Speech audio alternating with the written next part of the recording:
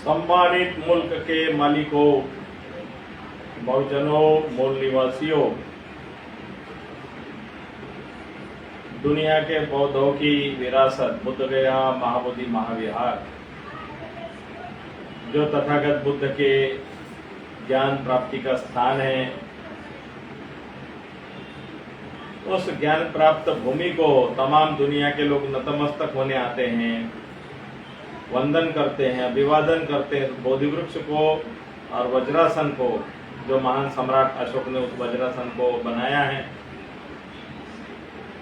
उस स्थान पर जहाँ सम्यक संबुद्ध बने, उस स्थान को, बुद्ध गया को महाबोधि महाविहार दुनिया के बौद्धों की विरासत है, लेकिन उसका मैनेजमेंट बौद्धों के हाथों में नहीं है। तमाम लोग आते हैं और उस स्थान को नमन करते हैं, बुद्ध गया को, लेकिन बुद्ध गया के महाबोधि महाविहार का व्यवस्थापन बौद्धों के हाथों में नहीं है। ये दुनिया की बौद्धों के लिए बहुत बड़ी समस्या है कि स्थान बौद्धों का है, लेकिन मैनेजमेंट बौद्धों का नहीं है। उस स्थान का मैनेजमेंट बौद्धों के हाथों में हो, इसके लिए तमाम जितने भी अल्पसंख्यक जो बौद्ध है, अल्पसंख्यक जो ईसाई है, भारत में रहने वाले अल्पसंख्यक जो मुस्लिम हैं, भारत में रहने वाले अल्पसंख्यक पारसी है, जैन है, सिख है, तमाम अल्पसंख्यक भाइयों बहनों से अनुरोध है, और जो भी लोकतंत्र में विश्वास करने वाले, भारत के संविधान में विश्वास करने वाले, समानता, न्याय, बंधुत्व, सामाजिक न्याय की बात करने वाले तमाम सभी लोगों से अनुरोध है कि बुद्ध गया का महाबोधि महाविहार, उसका व्यवस्थापन, उसका मैनेजमेंट बौद्धों के हाथों में हो। इसको लिए हम लोग बहुत सालों से प्रयासरत है। 1891 में श्रीलंका से अनागरिक धम्मपाल जी ने आकर के पूरा जीवन बुद्ध गया के महाबोधि महाविहार को सजाने के लिए, संवारने के लिए, साथ ही साथ बौद्धों के व्यवस्था में लेने के लिए आजीवन संघर्ष किया। उन्होंने महाबोधि सोसाइटी ऑफ इंडिया नामक संस्था की स्थापना की और देश विदेशों में जाकर के बुद्ध गया के इस महाबोधि विहार को ब्राह्मणी महंत के चंगुल से आजाद कराने के लिए काम किया। 1933 में उनकी मृत्यु हो गई। 1922 में गया में राष्ट्रीय अधिवेशन हुआ था कांग्रेस का। गांधी जी से मांग की गई थी, महापंडित राहुल सांकृत्यायन, स्वामी रामोदार, जो बदनान कौशल्यायन बाद में माने भंते के रूप में आए, वो स्वामी थे, पहले साधु थे।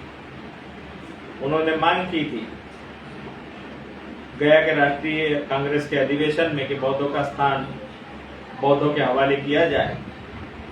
तब चित्तरंजन दास उस सभा की अध्यक्षता कर रहे थे। कांग्रेस के तमाम पदाधिकारियों की ओर से कहने में आया, गांधी जी ने आश्वासन दिया कि देश को पहले आजादी मिल जाने दो, उसके बाद बौद्धों का स्थान बौद्धों को सौंप दिया जाएगा। 1947 में आजादी मिल गई।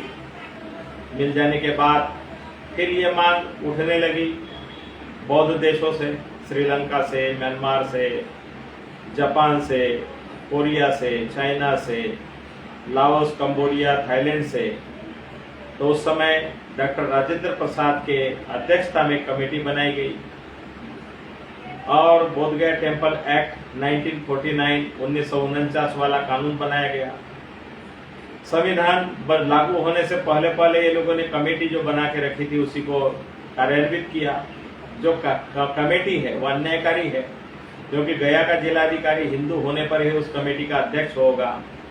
बोध गया का जो महंत है वो आजीवन उसमें सदस्य होते हैं हिंदुओं के साइड से। नाम मात्र के लिए 4 बौद्धों को रख दिया जाता है, और वो भी बहुत दूर के आसाम, अरुणाचल, त्रिपुरा, बंगाल या अन्य अन्य जगह से रख दिए जाते हैं। सारी जो संख्या है वो गैर बौद्धों की होती है। वो सारा जितना भी दुनिया के बौद्धों का दान आता है उसे उसका दुरुपयोग होता है। कभी भी बौद्धों का सेक्रेटरी नहीं बनाया गया। 1992 में बुद्ध गया के महाबोधि महाविहार को लेकर के एक centenary year, doctor Ambedkar centenary year माने बाबा साहब अंबेडकर जन्म शताब्दी वर्ष में दादर चैत्य भूमि से एक रथ यात्रा निकाली गई थी बुद्ध गया महाबोधि महाविहार के मुक्ति को लेकर के। पूज्य भदंत आर्य नागार्जुन सुरेश ससाई जी, पूज्य भदंत आनंद महाथेरो, पूज्य भंते करुणाकर जी महाथेरो और उस समय तमाम नागपुर के कुछ भक्तगण उपासकों को लेकर के दादर चैत्य भूमि से दिल्ली बोट क्लब होते हुए बुद्ध गया के लिए राजगिरी नालंदा करते हुए बुद्ध गया को एक धम्म यात्रा गई थी। बुद्ध गया के महाबोधि महाविहार की व्यवस्था बौद्धों के हाथों में सौंपो, इसको लेकर के काफी उस समय से आंदोलन शुरू हुआ। 1995 में बुद्ध गया में धरना प्रदर्शन हुए।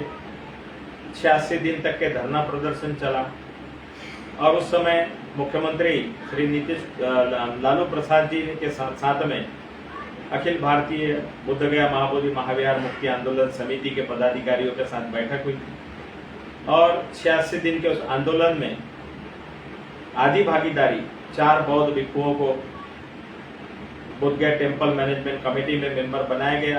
पूज्य भदंत ज्ञानेश्वर महास्थवी जो कि पूज्य गुरुजी चंद्रमणि महाथेरो बाबा साहब अम्बेडकर के गुरुजी के उत्तराधिकारी और बाबा साहब अम्बेडकर के गुरुबंधु भदंत ज्ञानेश्वर महास्थवी, पूज्य भंते जी आर्य नागार्जुन सुरेश ससाई जी जो आंदोलन के प्रमुख थे, भंते आनंद देव जो बुंदेलखंड के रहने वाले थे, अभी वो इस दुनिया में नहीं है, काफी पहले उनका देहावसान हो गया है, वो मेंबर बनाए गए। भंते आनंद महाथेरो जो फिलहाल बुद्ध गया महाबोधि महाविहार मुक्ति आंदोलन के अध्यक्ष है। ऐसे 4 भक्ते लोगों को 1995 में जुलाई महीने में मेंबर बनाया गया।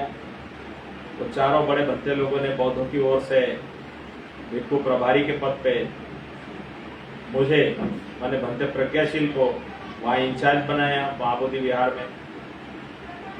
महाबोधि विहार में एक सुपरिटेंडेंट का पद मिला 1997 में। सुप्रीम कोर्ट में मामला चल रहा था। जंतर मंतर पर 18 महीने दिल्ली में धरना प्रदर्शन चला। केंद्र सरकार राज्य सरकार के बीच बैठक हुई, चीफ सेक्रेटरी लेवल पे वार्ता हुई।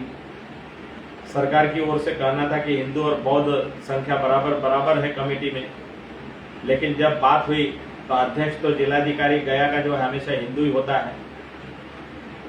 बोध गया टेम्पल एक्ट 1949 के अनुसार वहाँ बुद्धिस्ट को तो कभी अध्यक्ष नहीं बनाया जा सकता है, जिलाधिकारी को बनाया जाता है और सेक्रेटरी में हमेशा हिंदू ही रहे। तो इसलिए पहली बार बौद्धों का सेक्रेटरी का पद मिला भंते प्रज्ञाशील को। तो 3 साल तक के महाबोधि महाविहार के आसपास का सौंदर्यीकरण का काम किया। महाबोधि विहार के दीवारें क्रैक हो गई थी, उसको रेनोवेशन का काम किया। 2 बड़े बिजली के ट्रांसफार्मर लगाए, पानी की व्यवस्था के लिए बड़ा समरसेबुल लगाया महाबोधि विहार परिसर में। महाबोधि विहार में आने और जाने के लिए 2 बड़े गेट है, संबोधि द्वार और महाबोधि द्वार। एक नदी साइड से है और दूसरा डोभी माने गया और कलकत्ता की ओर से आने वाले ओर से रास्ता है, तो वहां द्वार बनाए। महाबोधि विहार परिसर के आसपास सौंदर्यीकरण का काम किया। वहां जो मार्केट था उसको हटाया और सामने पर डेपो बस स्टैंड था, महाबोधि विहार के दरवाजे पे डेपो बस स्टैंड को हटाया और मां बुद्ध गया को सजाने का काम किया। 2001 तक के हम लोगों ने उसको जितना सजा संवारने का काम उस समय किया। बाद में दूसरी कमेटियां आई और बुद्ध गया के महाबोधि विहार में 2013 में सीरियल बम ब्लास्ट धमाके किए गए। हम लोगों का उस समय अकोला में 2 दिवसीय सम्मेलन चल रहा था। अखिल भारतीय भिक्षु महासंघ और बुद्ध गया महाबोधि महाविहार मुक्ति आंदोलन समिति का। हम लोगों ने कहा कि ये जो है बताया जाता है कि मुस्लिमों ने धमाके किए, ये मुस्लिमों ने धमाके नहीं किए। भारत के जो कट्टरपंथी लोग जो है, जो हिंदुत्व की बात करते हैं, बौद्धों पर अत्याचार करते हैं, अल्पसंख्यकों पर अत्याचार करते हैं, जिन्होंने महाबोधि महाविहार पर कब्जा करके रखा है, इन्हीं लोगों ने वो धमाके किए और पूरा पुलिस फोर्स लगा दिया चारों तरफ से।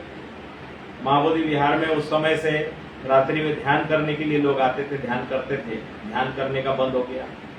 महाबोधि महाविहार के मुचलिन तालाब में बहुत सी मछलियां थी, वो मछलियां सब गायब हो गई है। लेडीज और जेंट्स लगभग 300 पुलिस फोर्स वहां पर रात में भी रहता है, दिन में भी रहता है। रहने के लिए पुलिस लोगों को वहां रखना नहीं चाहिए, क्योंकि लड़कियां जो मोबाइल लेके दिन भर बैठे रहती हैं, रील्स बनाती है, इधर उधर डांस करती है, महाबोधि विहार में आने वाले विदेशी यात्रियों से दोस्ती करती है, और माने जो नहीं करना है वो भी सारा वहां कुछ हो रहा है। और जितने भी आने वाले यात्री लोगों को दबा दबा के देखते हैं, शरीर को जांचते हैं, जैसे कोई सारे आतंकवादी आ गए हैं। महाबोधि विहार जैसे कोई विदेश माने बॉर्डर बन गई है, पाकिस्तान की सीमा बन गई है, बांग्लादेश की सीमा बन गई, इस तरह से वहां जांच होती है। सामने में ही जो एक पुराना ही प्राचीन बुद्ध विहार है, उसके खंडर पड़े हुए थे, उसको विष्णु के नाम से, जगन्नाथ के नाम से, बुद्ध का नाम ही जगन्नाथ, उसको वहां रेनोवेशन करके सुंदर बना दिया। वहां कोई जांच नहीं होती है, वहां कोई पुलिस फोर्स नहीं है, वहां उस तरह से कोई सिक्योरिटी नहीं है। फिर सारी सिक्योरिटी बौद्धों के ऊपर क्यों? तो बौद्धों को हर तरह से सताया जाता है, दबाया जाता है, दबा दबा के देखा जाता है, झोला झंडा चेक किया जाता है, क्योंकि अंदर ब्राह्मणों की भीड़ चिवर पान के बैठी हुई है। महाबोधि विहार में जो तथागत बुद्ध की मूर्ति के सामने एक लकड़ी की चौखट पड़ी है, उसको बताते हैं शिवलिंग है, इसी को देख के बुद्ध को ज्ञान प्राप्त हुआ। सामने में एक 3-4 कमरे हैं, वो 3-4 कमरे में 5 पांडव बताया जाता है बुद्ध की मूर्तियों को। महामाया की मूर्ति है, उसको अन्नपूर्णा देवी बताया जाता है। बुद्ध के चरण है, उसको विष्णु के चरण बताए जाते हैं, जो सम्राट अशोक ने बनाए हुए पत्थर के चरण है। एक दूसरा जो बोधि वृक्ष है, उस बोधि वृक्ष के नीचे कोरोना पीरियड में एक गणेश की मूर्ति पत्थर की ले जाके बिठा दी है। और अंदर में जो ढेर सारी भीड़ है, लोगों को पैसा मांगती है, मिसगाइड करती है, गलत प्रचार करती है।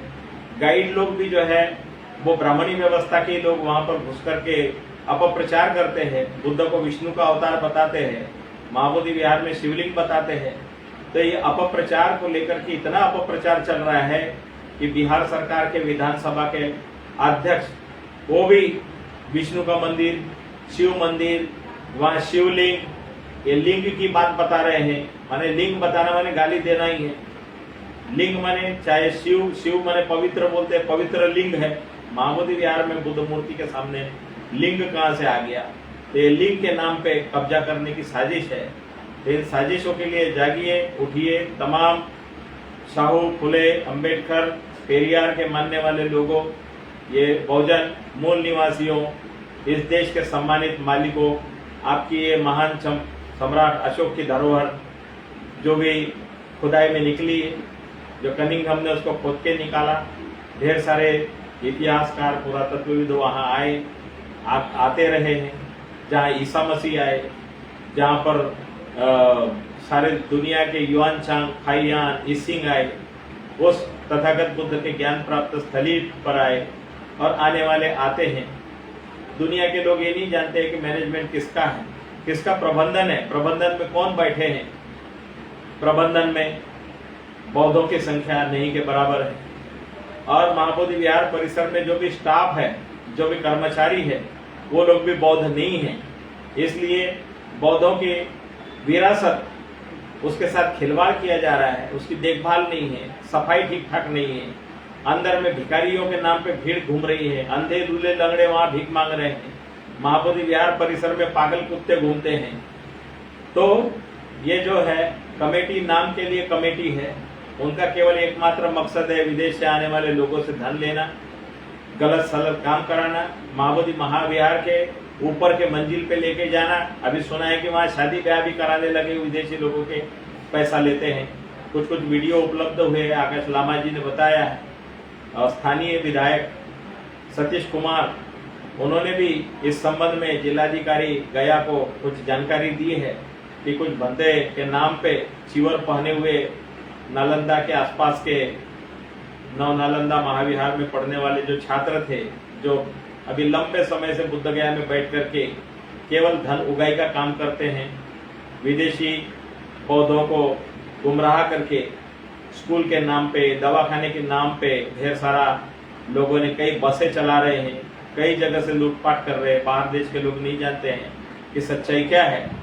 हम लोग उसी को लेकर के बोध गया टेम्पल एक्ट 1949 खत्म करो, निरस्त करो, जो संविधान विरोधी है।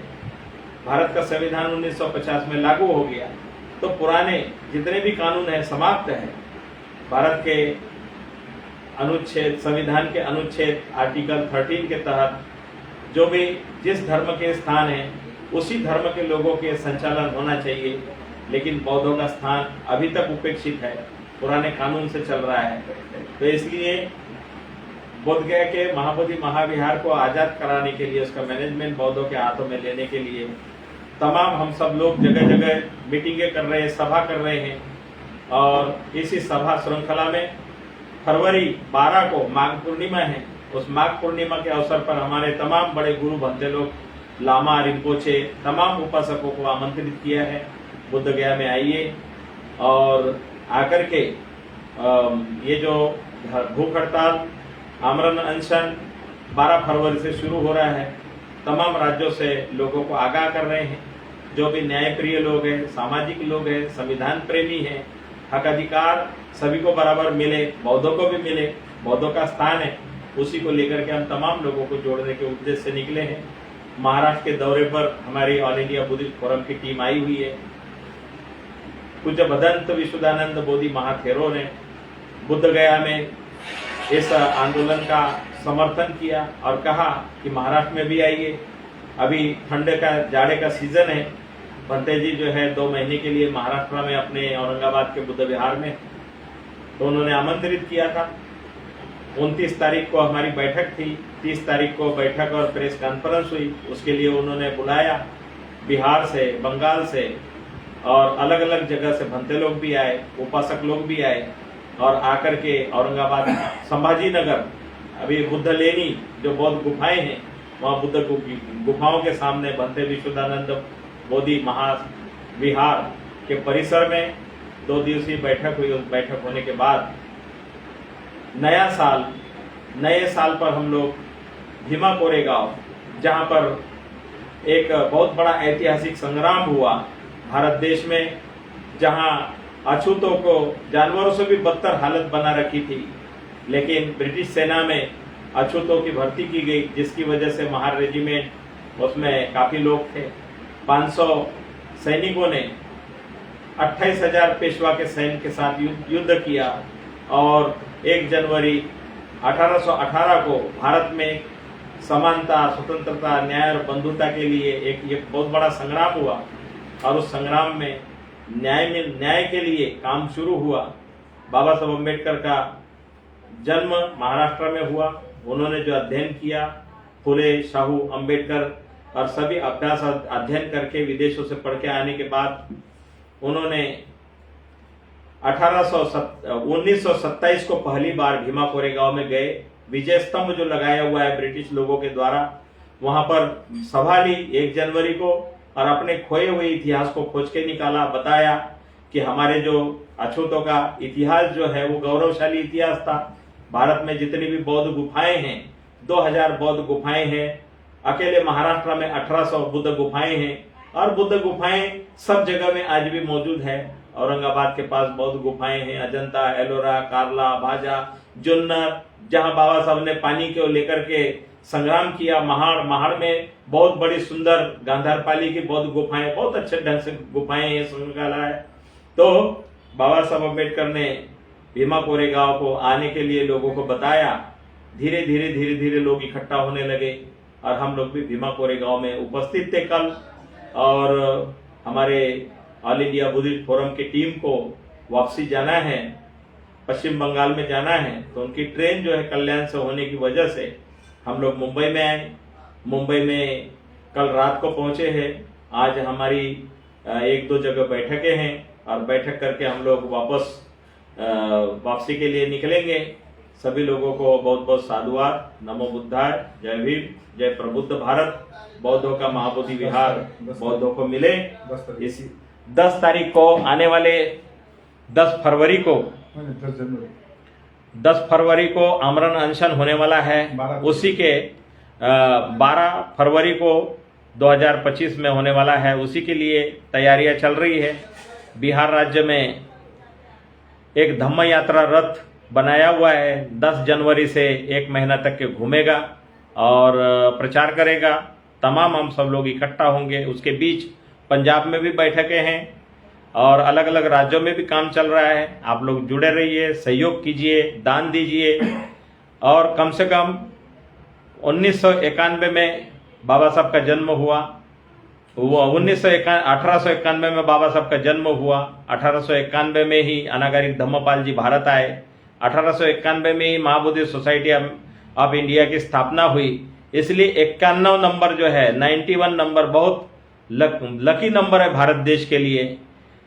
तो 91 रुपया कम से कम दान देना है। लेकिन 91 नहीं, अभी 100 रुपया जो है अकाउंट में डाले। उसका अकाउंट खोला हुआ है ऑल इंडिया बुद्धिस्ट फोरम का। जुड़िए, सहयोग दीजिए, सहभागिता दीजिए। और 12 फरवरी को जिनको भी भंते बनना है, भंते बन करके आना है, धरने में बैठना है, भूख हड़ताल में शामिल होना है, जरूर बुद्ध गया पहुंचे और हम लोगों से संपर्क करें। हम लोग श्रामनेर बना करके और 10 दिन वहां पर भूख हड़ताल के कार्यक्रम में शामिल करेंगे। ऑल इंडिया बुद्धिस्ट फोरम के साथ तमाम भारत के बौद्धों के संगठन जुड़े हुए हैं और all India Buddhist international network के प्रमुख प्राध्यापक डॉक्टर विलास खरात भी श्रामनेर बन के उस धरना प्रदर्शन में भूख हड़ताल पर बैठने वाले हैं। तमाम सभी लोग जुड़िए और साथ में आइए। बहुत बहुत साधुवाद सभी का। भवतु सब्बम मंगलम, भवतु सब्बम मंगलम, भवतु सब्बम मंगलम। बदन प्रज्ञाशील महातेरो, पूर्व भिक्खु प्रभारी और प्रथम बौद्धों के सेक्रेटरी BTMC बोध गया टेम्पल मैनेजमेंट कमेटी। और उसके बाद बुद्ध गया महाबोधि महाविहार मुक्ति आंदोलन का भी लंबा समय से काम करते रहे। अभी ऑल इंडिया बुद्धिस्ट फोरम माने अखिल भारतीय बौद्ध मंच। बहुत बहुत साधुवाद। सभी का मंगल, सभी का कल्याण। साधु साधु।